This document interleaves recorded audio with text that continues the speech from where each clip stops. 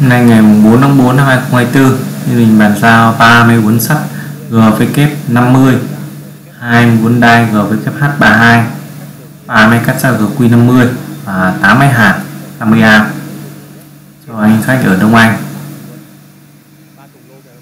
Đấy, máy cắt và máy uốn GQ50 và GVK50 với khả năng uốn và cắt tối đa là phi 36, và máy uốn đai tròn GVKH32,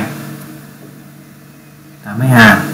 Mọi chi tiết các bạn vui lòng liên hệ theo số điện thoại 0944 88 0123.